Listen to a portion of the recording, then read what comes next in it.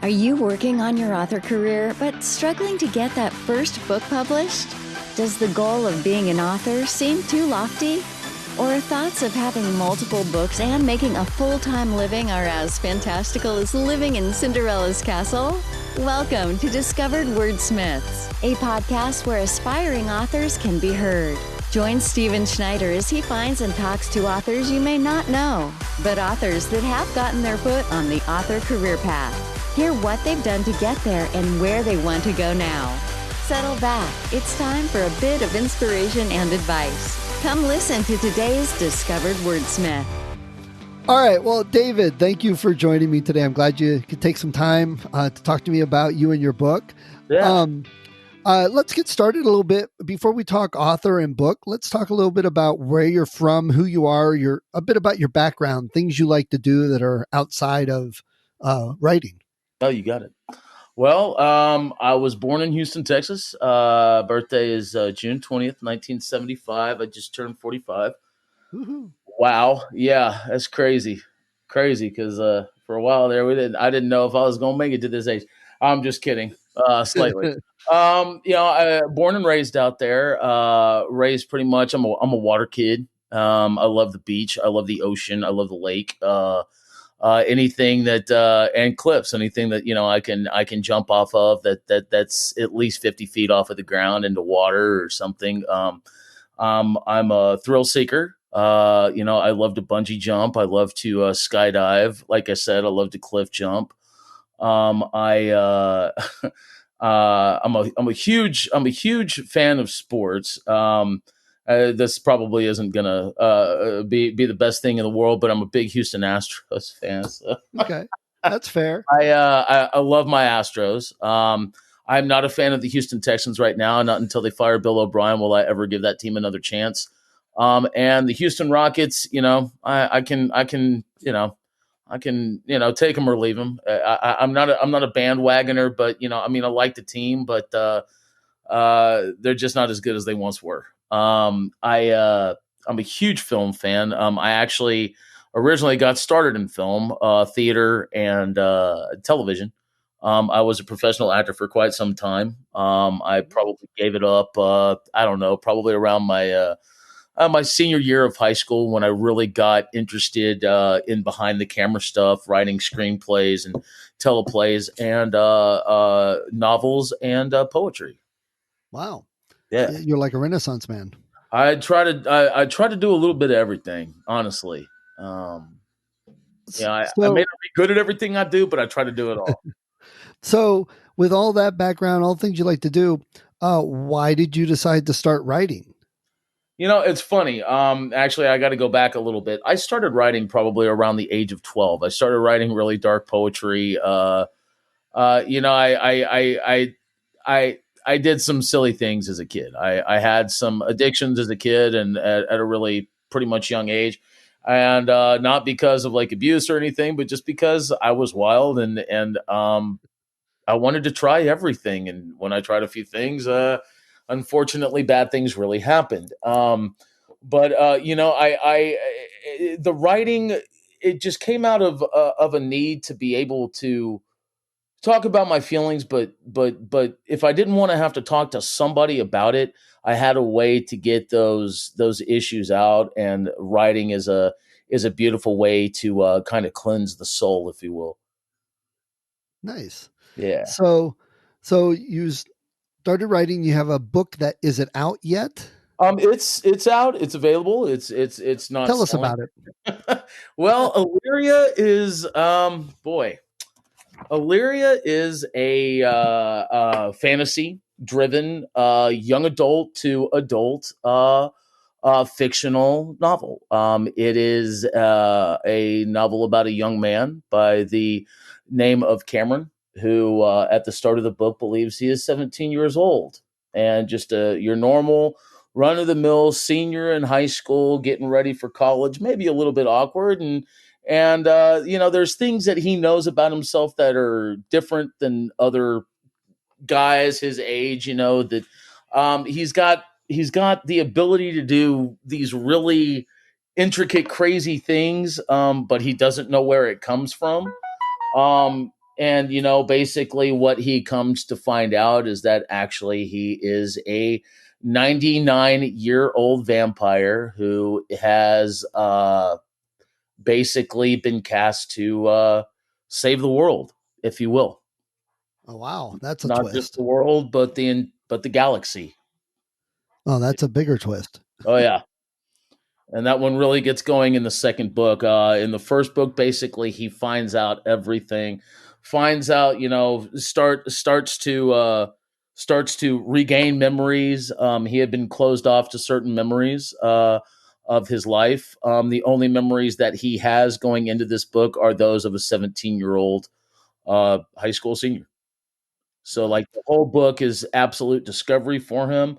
And it's also about race. It's also about coming together as a whole. It is about working together as one unit: black, white, Asian, green, brown, blue, purple. It doesn't matter what color we are, because we are all human beings. We all bleed the same. Our hearts all beat the same. And racism, separation, um, you know, you know it's not right. We need to get beyond that. We need to understand that we are all fighting for one thing, that we are fighting for ourselves, that we are fighting for our lives, that we are fighting for our way of life to continue. And in order for it to continue, we have to be able to accept one another for what we are.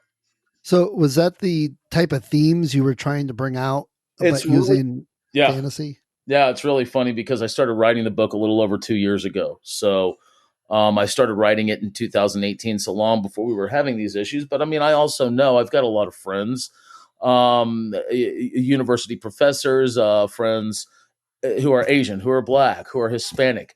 That I see it on a day to day basis. I see it. It's not something that if you see it on a normal basis, you can't turn a blind eye to it. And when you see it on a normal basis, that means something is really, really wrong. And that means that we as a people have to do something in order to remedy this situation. So, is that when you were getting the idea? Did it seeing all this around you? Is that what gave you the idea, or did you start writing and realize that without even thinking about it, you were writing about this type of theme? When I originally started writing about it, what I was trying to do was I wanted to create something that could compete with Stephanie Meyer, Twilight. And Okay. I wanted to make my vampires a little more rough around the edges, a little more um, dirty, if you will, a little more bloody, and not as now, mind you, I've seen the movies. The movies are pretty cool, actually. I didn't think I'd ever like them. Oh, thank you. What was that last question that we had? You were talking about the Stephanie Meyer Twilight films and how Yeah, she is. I have not read the books. My wife loves them, and my wife has read my book and has had me read my book to her as well. And she considers it right up there with her, and I take that as a full on compliment, yeah. because Stephanie Meyer has obviously been successful, probably beyond her wildest imagination, and I would like to have even a tenth of the success that she has had. Like I said, there are a lot of people out there that love her stuff. My wife made me sit down and watch the movies, and I accepted them for what they are, and they're very good. And my book has some similarities, but my book is also completely a different story from what she was telling. This starts off with the supernatural. It's just all supernatural from beginning to end. Um, it's violent. It is brutally violent.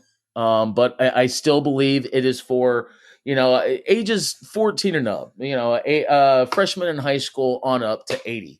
If you like vampire books, you're gonna love this thing. Okay. That's the way I would describe this, is that if I had one thing to say about it, if you love vampire novels, if you like fantasy, and you like crazy vampire kills and witches and giants and angels and demons, this book is full of it. This book has Okay. it all. Just has a little bit of thing. It made me think when you were talking about that. Have you heard or read of American Vampire? I have not. Who wrote Uh, that? it's not a book. It's actually was a comic, but I think they put them out in like trade paperback format. But Oh, the first, it's in collaboration with Stephen King, and he wrote the first story. And it's kind of this redneck vampire, and it just sounds like something that might be up your alley if you get a American? chance. Yeah, Absolutely. it was a whole series. I got them out of the library, so Yeah, I will have to look into that. you might enjoy it. So, is your book traditionally published, or do you self publish it, or something else? Right now, it's self-published. We've been sending out query after query after query, and we're going to keep sending out query after query after query to agents until we land somebody. But yeah, I published it myself Okay, independently. Yeah. okay. And doing this route, writing a book, publishing it, and now you've worked with a PR firm. What are some things that you've learned doing this process? I'll be honest with you. The editing process of the book is that make sure you fully vet uh, the person or persons that you are bringing on board to edit your book because the editing process is not cheap. I believe that we spent maybe close to about $10,000 editing Elyria. And the first time around, with all of that money, there were still thousands of mistakes.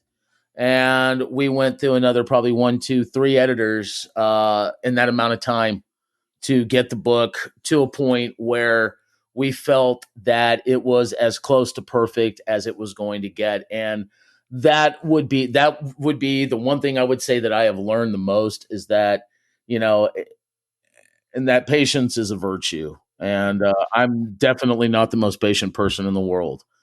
And that making sure everything is set and ready and that your book is perfect 110% before you put that book out there. Don't make the mistake of jumping the gun too soon. Make sure that everything is as close to perfect as you can get it before you go to print and before you put that book on Amazon or barnesandnoble.com or whatever site you're going to put it on. Just make sure that you're as perfect off as you can possibly be. That's what I would say. Yeah, That, I that's agree, and I think that's something that's starting to get out known more. Yeah. So it's good to hear from somebody that's gone through it. It's a painful process. It's not it's painful emotionally. It's painful on the pocketbook. And if you bang your head against the wall, then it can be painful physically too. So like I said, uh, being a writer, being a novelist, being a screenwriter, being a teleplay writer, unless you are, as we've talked about, Stephen King or somebody in the film or television industry, unless you are known, it is hard to make a living at this. And so one of the things, obviously, getting it published, but then uh, getting people to read it. That's Yeah. the part that comes with the make a living part. So you said your wife had you read it to you and she liked it. Have you gotten any feedback from other readers? We did a Goodreads competition, and we sent out. I think we did 15 books that we sent out, and we have had people talk about the book on Goodreads. You can go there. There's one review, but there are like five or six, I think, 4 to 5 star checklist on the book. Basically, people that read it liked it and liked it enough, I guess, that they didn't leave a review. Because I guess most of the time when people leave reviews for books, what I've noticed in the past is that they're usually not the best reviews, but sometimes you'll get some really killer reviews because people will just want to talk about it. I think we've sold of Elyria, I believe we've sold maybe like 10 to 12 copies of the book. Okay, that's And right now, with the fact that you can't go into the bookstores really and do book signings at this time because of of the coronavirus and all that stuff. Can't go to the libraries and try to get your 4 or 5 copies of your book into the library so that people can check them out and and do a reading at the library. It's just really hard right now for authors in general, unless my I guess my online presence is not too strong. I have 2 emails that I use as my stuff, and I'm getting ready to set up a Facebook page again because the last one just isn't doing anything, sadly. So I will have a couple of new pages up probably by the end of next week. But like I said, it's been tough. It's been a learning experience, but it's also something that I'm never going to give up because this is what I am. I am a writer. And I would say a pretty prolific writer. I mean, I've written 1, 2, 3, 4 novels. I've got probably 12 screenplays and 3 television series. I've spent the better portion of my life sitting in front of a computer, just And, writing. and are all of these out, or just things you've written you're trying to get Well, out? Texas Heat is out there, but Texas Heat is getting ready to probably be pulled off the market because it's getting a full rewrite.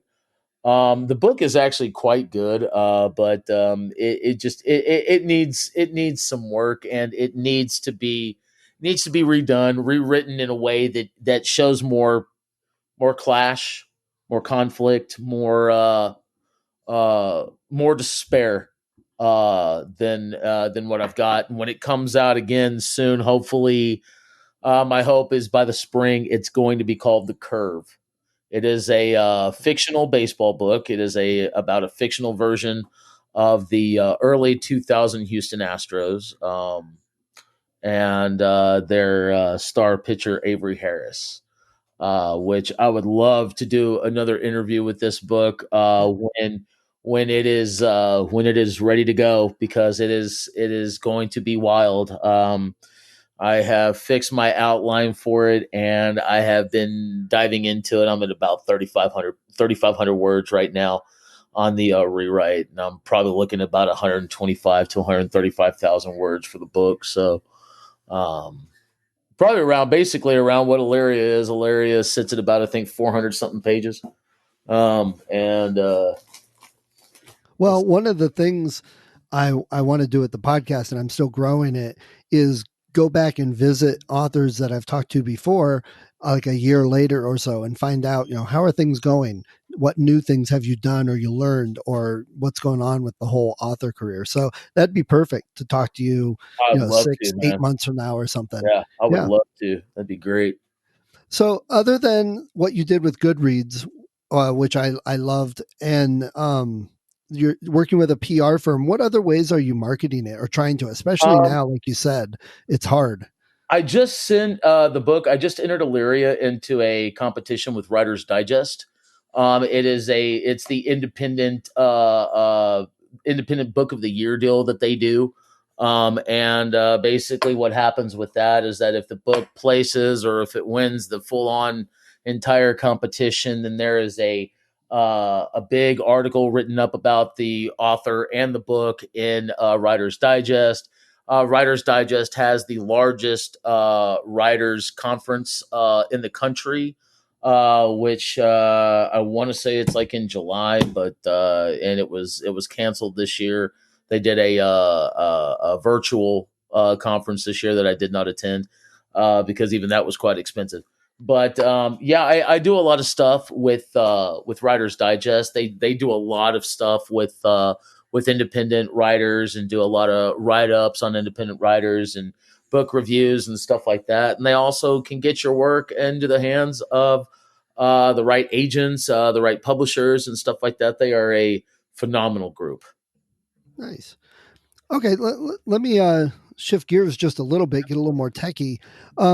When you're writing, what do you use to write? What software, what services are you using? I basically right now I use Microsoft Word. I also use trying to think of all the stuff that I use at the moment.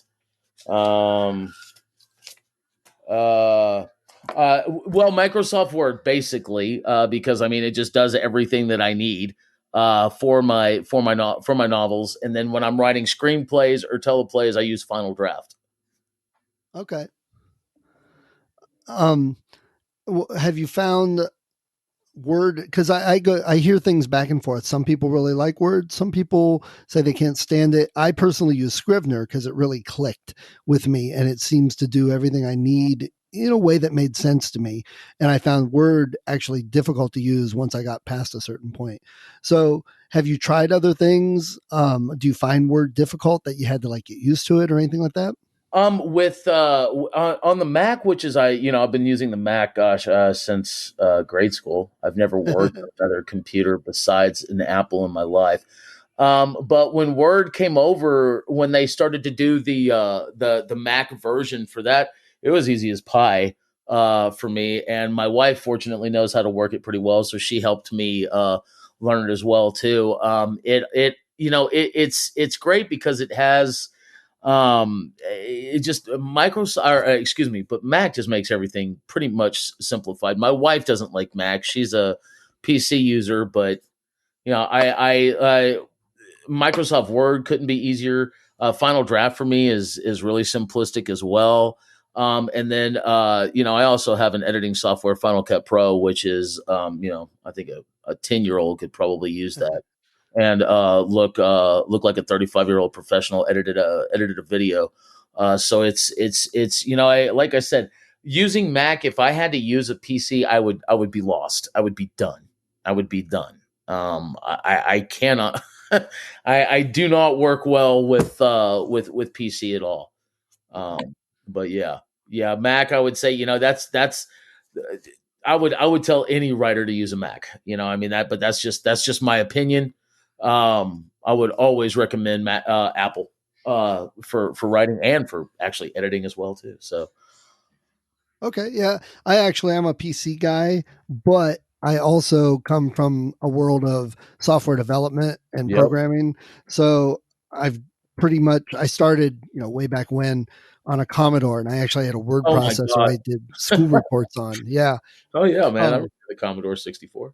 yeah. Did you ever have a speed script? Yes, actually. Yeah. Yeah, way back in the I day. Yeah. right.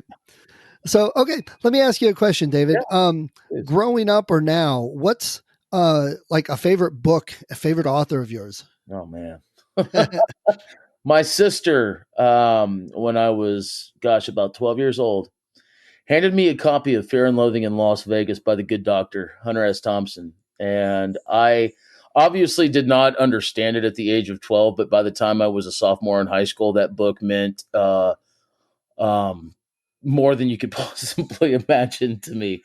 And as far as I'm concerned, Hunter S. Thompson is probably not only the greatest political journalist this country will ever see or has ever seen or will ever have the guts to speak his true voice, but he's also probably one of the greatest Americans that may have ever lived, and a lot of people may not agree with me if they only know one side of Hunter S. Thompson, the crazy Dr. Gonzo, drug fueled, acid fueled, alcohol fueled, crazy bastard who, basically turned every world he went into upside down. Um, he made me want to do what I do. Him and J.R.R. Tolkien. Lord of the Rings and The Hobbit are just it's unbelievable that those books were written all those years ago because they still hold up today, and it is I don't know if I don't think I could ever do what he did or JK is another person, JK Rowling. She might not be too popular right now with the world, but she is a it just blows my mind, quite honestly. The ability that Tolkien and her and people like C.S. Lewis, just Stephen King, Clive Barker. The list just goes on and on and on and on. Shel Silverstein. Oh yeah. Doctor. That's a great one. Oh yeah. Because a lot of people won't think of that, but his poetry, I read those so many times to my Oh kids and loved them myself. yeah. Yep. Yeah. He. Wow. I mean, just yeah, stuff that my mom and my dad read that stuff to me as a kid. It's those things. The Bible, Shakespeare. Shakespeare is probably my all time favorite. Actually, I've done Shakespeare in the Park. I did it 3 years running in Houston. At school I did Taming of the Shrew, Romeo and Juliet, and Macbeth. And that was in high school. Yeah. Wow. So I mean, reading to me is as important, if not more important, than music to me. The written word is gold, and reading a book, it can transport you more into another world than watching it on a big screen. If you have that type of imagination, if you have that mindset to look into what that author is writing, to look into what that woman or that man is saying on those pages, then you can be drifted off to another place that you might be stuck in even after you put the book down. And that's kind of like the job of the author, is to do something like that, is to make sure that their book speaks to that level to the people that read it. And that's what I try to do. Stephen King. I've never been more terrified in my life after reading Pet Sematary when I was 10 years old. So it was he has scared me more than probably Edgar Allan Poe. But Poe has a lot of my heart with him too, because Yeah. I love Poe. He Poe made, is definitely, his short stories are just God. amazing. Yeah, way ahead of his time, unbelievably ahead of his time. Obviously, so was Shakespeare. All of them. I mean, just it just really seems like I mean, Hunter S. Thompson was writing about what's going on with this country right now in the late '50s when he was in the military. So I mean, it's crazy that he saw the writing on the wall like he did. I'm not too happy that he took his own life in '05, but he did what he did. He did what a lot of authors do. I found him more relevant, excuse me, than Hemingway. Quite honestly, I find Hemingway a little bit boring. Right. But that's just me. I know that there probably people are going to stop me for saying that. But I mean, I Well, like some of his stuff, but that's interesting you say that, because you talked about Tolkien earlier, and I chuckle a little bit because when I was in high school, our English teacher, we had to do a book report every 9 weeks, oh yeah, and we get a list of books that we can choose from, and they had the Tolkien books on there. oh yeah. And the teacher goes, but I wouldn't recommend anybody reading those because I did my master's thesis on those. So I Oh know everything there is about them. And I went, yeah. oh, that's a challenge. So I read Fellowship and turned in a report on Fellowship. And she marked off a couple things. And I said, no, she's not right. And I brought the book and showed her. I said, look, right here it says exactly what I said, and you're wrong. She refused to even look at the book and said, I know what I'm talking about. Okay, then. Yeah, But that's but yeah. but honestly, for me, I've read those books 3 times, and I really cannot.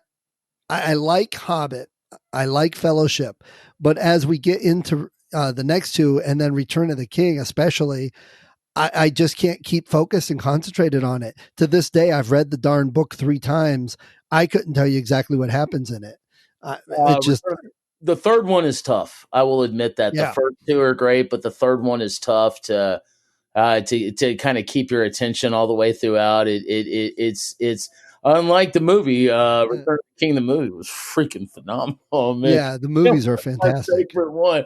But I mean, apparently Peter Jackson knew exactly what it felt like. He knew exactly what Tolkien was trying to say with that final book, and he was able to put it in terms that that we all could just absolutely 110% agree with. I didn't like the ending of the movie, but